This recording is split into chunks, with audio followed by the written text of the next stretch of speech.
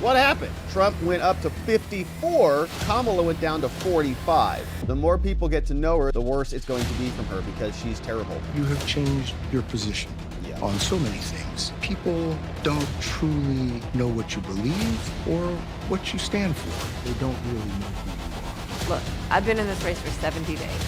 And you've been in the White House for 3.5 years. The Kamala campaign not looking good. You see Polymarket here that has over $1 billion, I think, invested in this market, is now at very different numbers than it was before Kamala did something. And we're zooming in on this deviation right here. You see things were pretty close, 50-48, 50-48, 50-48, 50-48. Boom! What happened? Trump went up to 54, Kamala went down to 45. What, oh what could that be? What could that crash be for Kamala? Well, as we've long suspected here, the more people get to know her, the more people hear from her, the worse it's going to be from her because she's terrible. She's not a competent person, and people get to see that on display. And so there it is in real time, $1.4 billion of volume in Polymarket, and you see Kamala came crashing down. Now, this is part of her media blitz. It's not working out well for her, and we're excited about that. Hopefully she continues to go out there. She's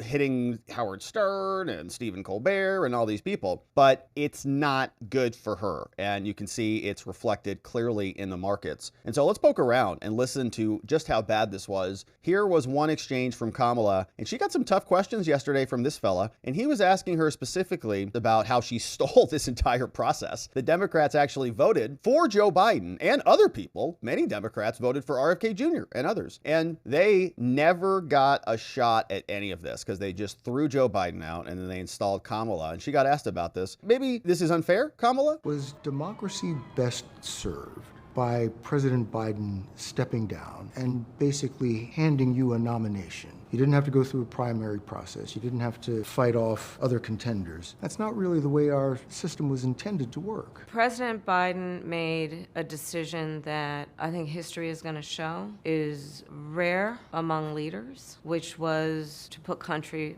before self. Sounds like she's at the front of a high school class or something. And they're like, explain one of the explorers in the Southwest, Hernan de Soto. And she's like, De Soto. She's like, I studied Cortez. De Soto. De Soto made a decision that went down in history. Oh gosh, she has no idea what she's talking about, does she? And I am proud to have earned the support of the vast majority of delegates and to have been elected Nobody the voted Democratic for you. nominee.